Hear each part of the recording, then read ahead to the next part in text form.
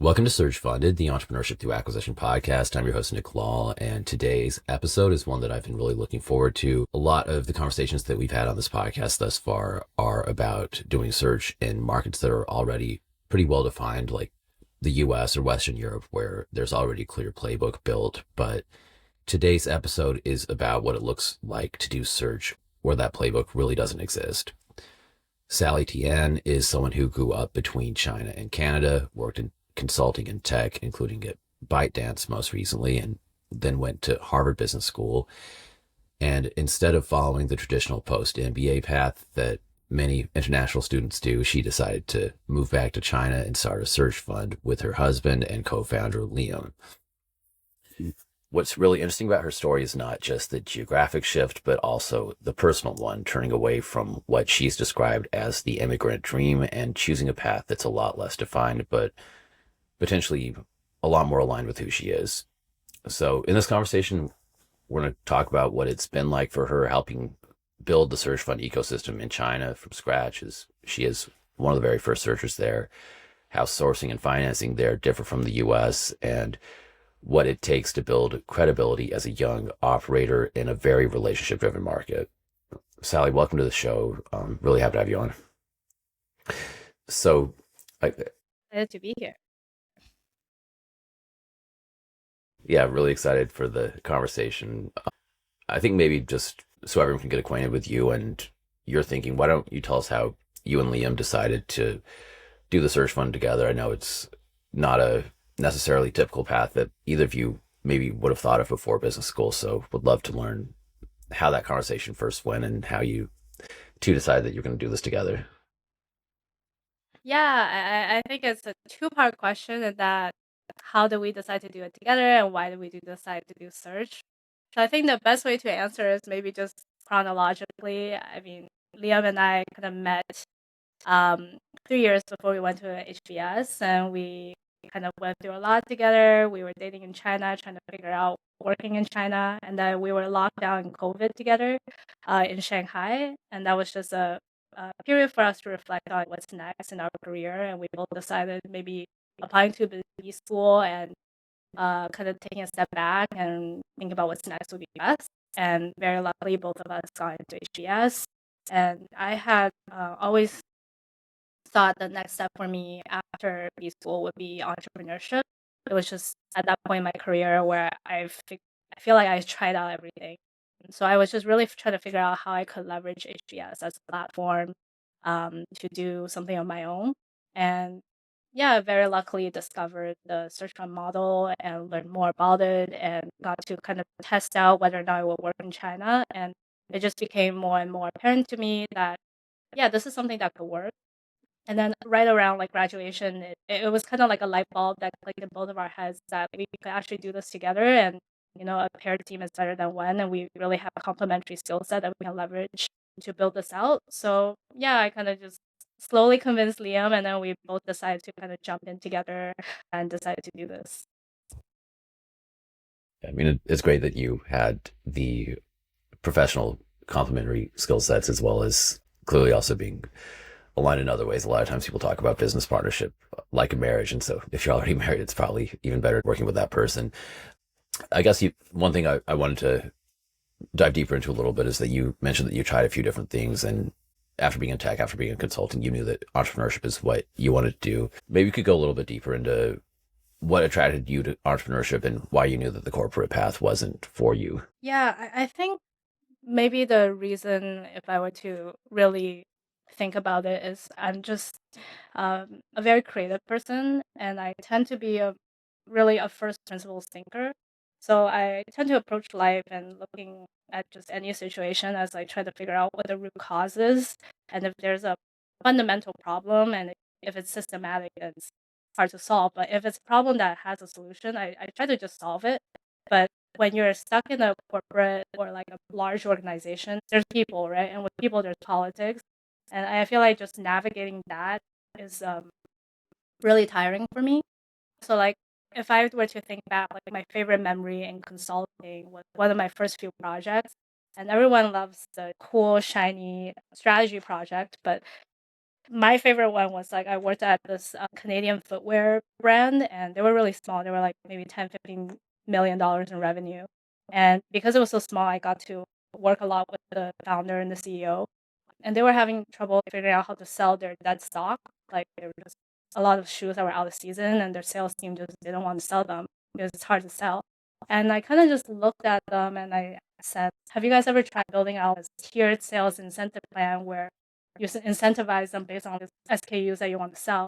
And I remember the founder, his eyes just widened, and he looked at me and said, "That's genius! Like, how did you think of that?" Yeah, so I love moments like that where I feel like you feel like really close to a problem and you feel like you can just implement something and see if the experiment works. And I think just throughout my time working, I try to get closer and closer to the problem where eventually I realized if I just want to do that, I should just take the leap of faith and bear the risk and try to do it on my own. And it was definitely scary at first, but I feel like it's really worth it after I've taken the leap of faith. Yeah, that's great. I'm really happy for you that you are on what seems to be the right path for you. And I think that is what attracts a lot of the people who are good at entrepreneurship and who like it to it, is that your performance is what you're judged for and your innovation is what you're judged for. It's not so much are you good at Exactly. playing politics, which unfortunately that is a big part of the job in the corporate world. You also written a lot about how you sort of had the immigrant dream. You came to Canada and there was that path that was laid out for you that's laid out for a lot of people in that position. And that's not the path that you necessarily ultimately wanted. So not only did you not stay in corporate, you also went back to China. And so would love to hear a little bit more about the thinking behind that. Yeah, I mean, like I said, I'm a very first principles thinker. So when I was in Canada working, I think the great thing with consulting is it gives you like a 50,000 view. So I was kind of looking around, trying to figure out what industries make sense for me to go into after I finish consulting. And I kind of looked around me and figured like nothing really excited me. And I could see my life kind of flash before my eyes. Like I could see myself being 40 and 50 and retiring in Canada. And that was really scary to me. Like I felt like I was getting like a midlife crisis when I was just 20. So I wanted to do something different, and I gave myself 1 year. Yeah, very luckily, like a headhunter reached out from ByteDance, and they were hiring at the time and invited people to come to China. And at that time, I haven't spoken Chinese in like 15 years. Like I had very elementary school level Chinese, but I thought like just do it for 1 year, take this path. At worst, it's just a detour, but it could lead to something really exciting. You could not see your life flash before your eyes. So, yeah, that's kind of how I took the leap of faith. And then from there, I think it was like a slow process. Like I just loved being in China, and then I just kind of never left. And I think like looking back, I feel like the immigrant dream is actually just one about safety and stability most of the time. You're like there's a really steady path and you do the right thing. But I feel like I'm not really optimizing a life for me. And I kind of want to figure out through trusting my intuition and just my heart and just taking those leap of faith, I feel like has always led me to at the time it was scary, but a better or more exciting outcome. Sure. Yeah, I think a lot of people who have that experience probably feel similarly. And there is that idea of safety and stability that may make sense to parents, especially that may have come from a less stable background. And so, curious how that may have affected your own experience with your family, with your parents. What did going back to China teach you about your background, and what changed for you just in terms of your relationships in your life? Yeah, I think my parents are not really the typical like Asian tiger parents where they want you to do the best. Like they had a very relaxed approach to growing up. Like they didn't really know what university major I majored in until I was almost graduating, and they're like, "Oh, you're doing business? I thought you were engineering." But they I think the thing is when you move to a new culture, especially like from east to west where the culture is so different, as a young kid, like I was 10 at the time, you're like shocked into a new system and in that new system, you have no status, you have nothing to grab onto, no community, or you're lucky if you already have like family or something living there. So you have to almost figure out what your relationship is to a completely new environment. And that often means, and I don't think it's a wrong thing, it's just part of survival, is that you have to abandon a lot of your old identity behind. So that's what happens a lot for immigrant kids. And there's also like the generational aspect as well as the cultural. Like it's even hard for American parents now to understand kids who are like Gen Alphas, right? Right. You don't really know what they're saying all the time. Yeah, so imagine there's that, like generationally, like we want to play Tamagotchi. That was like a cool thing, and my mom didn't really understand what that is. And then there's the cultural aspect as well. And I think the thing that really changed when I moved back to China is I realized my parents is not like I had a really hard time figuring out how they connected to my world because they felt like they were completely floating from everything else I knew in Canada, like my jobs and things like that. And then when I went back to China, I realized no, they're like a dot in like a massive pile of dots. They fit right into the system. And then by knowing where they fit in, I knew where I fit in, and I could see my lineage, and I could see my ancestors or my relatives and what their paths were, right? And I felt like I kind of knew what my history was, and then therefore I knew my identity better, and I felt more confident in myself. So yeah, I feel like it's more of a journey of self exploration and figuring out how you fit into the grand history of life. So that was really interesting to me, and I also became more understanding of the hard choices they made and the sacrifices they made, and just had a whole new sense of appreciation for what they did when they moved. Yeah.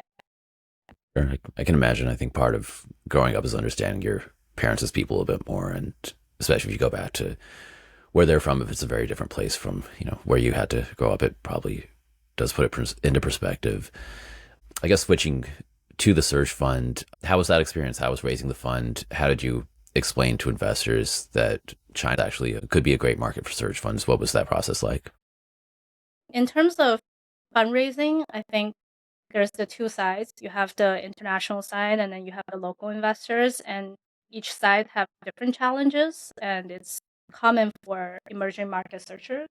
On the international side, it's really the first problem, I think, is you have to find the right subset of investors who are risk on for emerging market search, because it's very easy for them to focus on North America as a geography or Europe as a geography, and China and Asia is very up and coming.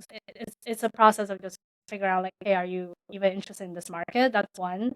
And then second piece is getting them comfortable around the market risk, and that's doing some high level market research, figuring out what the bet is on the country, what are the opportunity sets. So that's kind of the narrative for international searchers.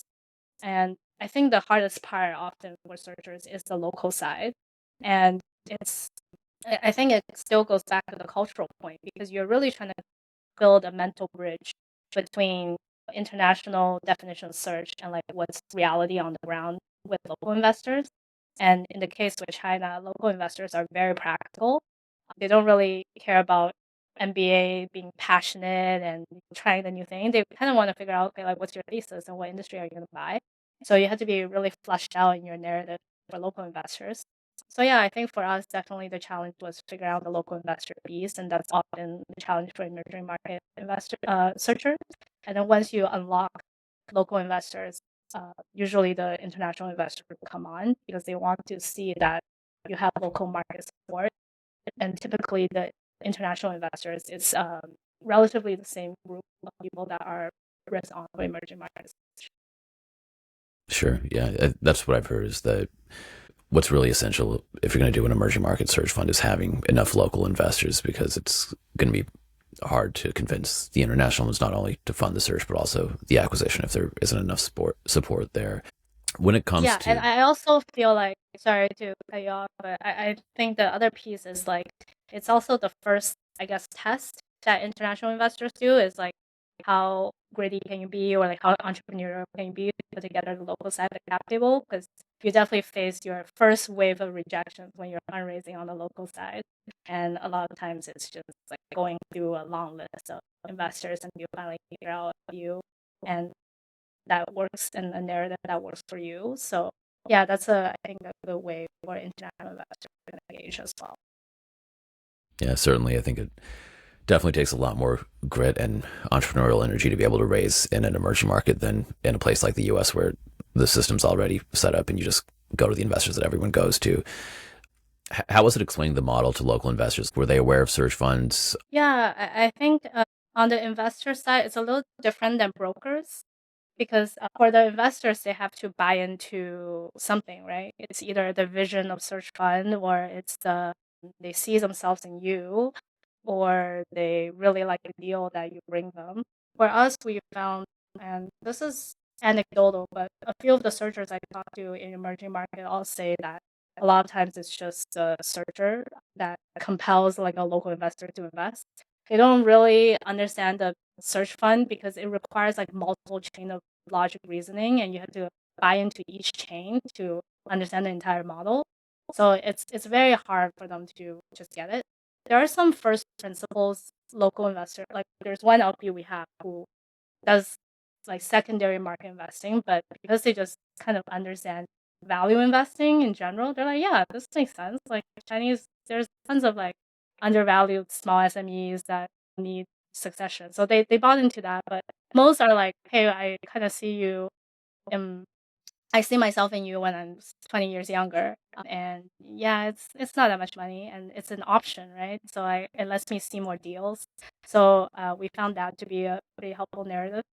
And then on the broker side of things, it's different because for brokers, they kind of just need to know that you have fun and at least for us in China, they just want to understand, okay, like what kind of deals we want to see, what industries are we interested in. So we don't really need to explain search fund that much to the brokers. It's really interesting. Have there been any other major surprises or cultural differences in the search process in China versus what's expected in the US? Yeah, I mean, there's tons of differences. I mean, culturally, I think it's really interesting that when you approach a Chinese seller, I think the way that search fund is taught in the US or North America as well as Europe is like, hey, you're not a PE, so don't pretend you're a PE. You're like a more approachable, friendly, more humanistic version of a PE. So you should approach with like a very personable, like motivational approach. Like I'm a young searcher. I'm really passionate about doing this. I'm not going to just be a PE and run over your company. I'm going to keep the employees. So we found that that narrative doesn't work that well with Chinese sellers. It can come off as more like a naivete almost. Like they don't really value passion and youth as much as like what can you what can you bring to my business? And it's an interesting exercise that they do, especially if it's like a cold, like a brokered outreach where they've never heard of you. It's like the first time they heard of search. They kind of like size you up a little bit, and they try to figure out like, hey, are you how much weight do you have, right? So if you come in with like a lot of youthful energy, then they kind of think you're small. So you kind of have to be more of like a PE. And because in China, like there's less PEs activities in general, especially on the buyout side, like it's not considered a bad thing for sellers to be interacting with the PE. Like they actually feel honored or they respect the other side to be more like throwing their weight. They almost want to have a deference to the investor. Yeah, so that's something we kind of learn over time, like culturally, like when you approach them or when you lead with like the narrative, like we focus more on like the investors we have, like the resources that we can bring to them, and yeah, we less on like our background and upbringing and motivation. That tends to be my experience. It's super interesting. And I think it just goes to show that there's not one search fund playbook that works everywhere. You really need to figure out how the ecosystem is in each place. I guess the next question would just be how searching has gone for you so far. Did you have a thesis going in and has that evolved at all over time? Or is there anything that you learned from searching that changed the way you thought about business in China? Yeah, the way we approached search was we had a pretty like industry agnostic search. So we focused on a few pillars, manufacturing being one of them, B2B services, and then franchise opportunities. So like pretty much like industry agnostic. Um, in terms of our approach, right now we're 3 months in. Most of the deals have been high quality ones have been through referrals or brokers, not much through proprietary outreach. So that's something we're, I guess, continuously try to experiment with. Like if that's a feature or a bug, I guess, like the internet speak, and how much of the intermediary relationship or network we should build out. Previously, I thought maybe we could do more cold outreach, but after doing a few, I think trust building in China is really focused on channel or referrals. So, like, who introduced you also carries a lot of weight. So, I think it's a much easier exercise of credibility building if there's an intermediary or like someone that's like an agent of trust on both sides.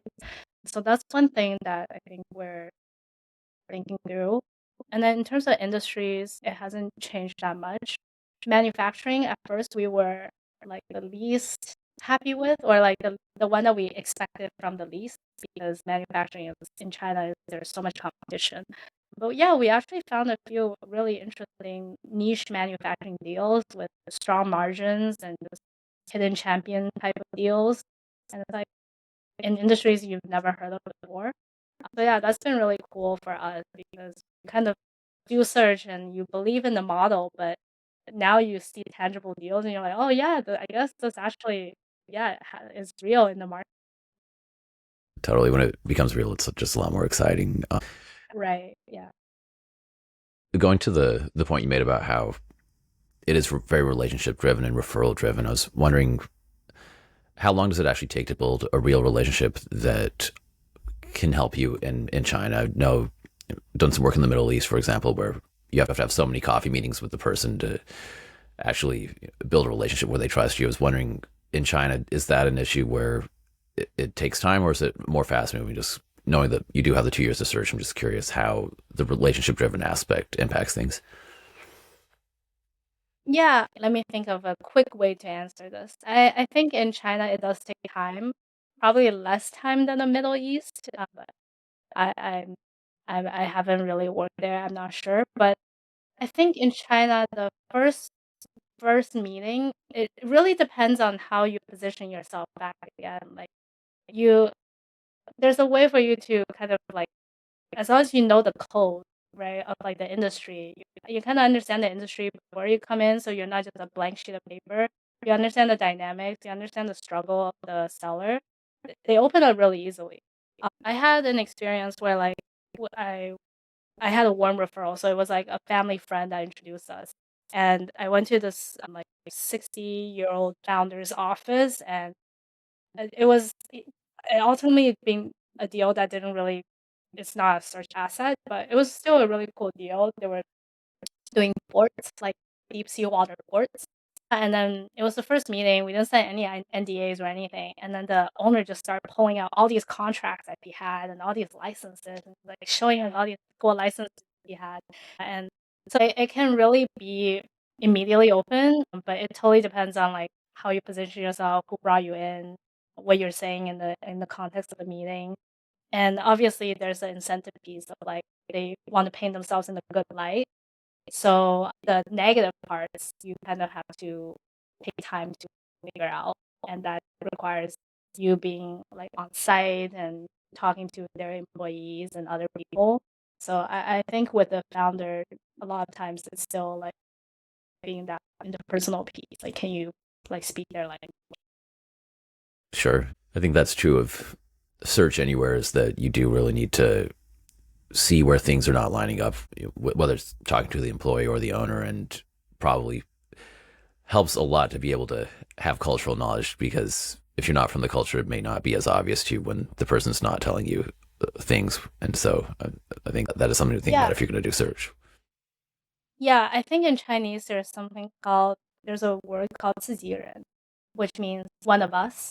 So uh, you can there's so it's interesting because they actually view people that way where like he's one of us, they're not one of us, right? So how do you become one of us? And there's like a degree of one of us, and depending on like which region of China, like sometimes it's through drinking a lot, other times it's through playing cards and things like that. Where like if you're really trying to solve a problem that they have, like succession planning or transferring a company, then that process can become a lot quicker. And I think Liam has been super helpful because he's much more like aware of all the cultural context and nuances than I am. So a lot of times he also explains a lot of those nuances to me as well. Really interesting. I guess maybe just one last question is, how has your international experience helped you or changed the way that you might be perceived in China when you do search? Yeah, I think Chinese founders are very practical, and they always think about what do you bring to my business. So the international piece has been helpful because in the last few years, there's been a really strong interest in expanding abroad or overseas, and that's largely due to people realizing or like seeing from their peers that people have gone overseas really well, or like expanded international expansion have been pretty successful. And I don't mean exporting as just like a manufacturer. I mean like building a brand and actually creating a direct relationship with international customers. So yeah, that's a really straightforward narrative that we can say like we can help you with international expansion, have all these cultural nuances and understanding. And then the second piece is, I guess, less around international, but more around like us working consulting and then tech. And now we're also developing some thought leadership around AI with regards to how AI can be applied in traditional industries. So that's also a really natural fit because we may not be an expert in industrials manufacturing, but we can talk to you about like patterns that we're seeing in terms of AI adoption in traditional industries in North America and think about what are some ways to leverage that in China. So that's also been helpful in terms of brand building for us. And then on the operator side, it's been really helpful because in terms of hiring for interns and recruiting, that plays more of a brand role in attracting the talent and people that are curious about search. Right now, I think around like among university students, it's still maybe 1 out of 1,000 people have heard of it. So it's still a really new concept, but we have all the other HBS and all these other things that back up what this model is, and that's been helpful for attracting talent into working on this with us. So yeah, we've been really lucky to have a really good team that's really trying to figure out how this can work, and they're very entrepreneurial and very experimental. So yeah, and it's been a fun process to work on it with them. Yeah, definitely. I think if someone's going to go in and expand search to the country, it needs to be probably someone like you and Liam that have that more respectable international background that can attract local talent who may not have heard of search funds. Just a quick follow up is, how has that been in terms of building a team, hiring people? Also, probably not exactly the same as it is in the US. So curious how your experience has been finding interns, finding those to work with you. Honestly, it's been great. Not much to complain about. So also like a really China specific thing that I don't think exists in other market is like the power of Chinese social media. So there's a platform called Red Note. I think people in the West have starting to hear more about it. It's kind of like LinkedIn, Reddit, Instagram all in one, and it's known for having just like a really strong user generated content. Like the trust on that platform is unreal. Like if you see a post by someone, you kind of immediately believe that post. So that's been a really helpful engine for us actually for brand building and attracting talent. Like we just post like we're hiring, this is who we are, this is our LP base, this is the kind of work we want to do. And yeah, we've received a lot of talent through there. And there's all these like little consulting firms to help students land jobs that reposted our post. So now we just see our posts everywhere, and people have been just emailing us with their resumes. I think the job market in China right now is much more on the employer side. So I think a lot of university students are also just really curious or open to exploring like all these different options. I think in China, there's among young people, there's more of a general acceptance that things are going to change in the next 5 years. Like they think it's going to change in the next 3 to 5 years with AI. Yeah, I feel like in the US, people are still like, oh, maybe things will change, but like let's hold on to the status quo. But like in China, people there's a new term called one PC, like one person company that the government is really pushing, which is you can just start a company of your own, and they're expediting a lot of the bureaucratic process for those. So yeah, a lot of university students are really thinking about like, what do I want to do after I graduate? I kind of don't want to go into a corporate job if AI is really coming to eat the world. I find a lot of them thinking about entrepreneurship pretty seriously and exploring like alternative paths. So search fund is a pretty natural extension of that as well. Yeah, certainly seems to be a lot more forward looking over there, but this is very, very interesting. Thank you so much for joining, Sally. This was a fascinating conversation. Yeah, no, thank you so much for having me. Yeah, I really enjoyed speaking with you as well.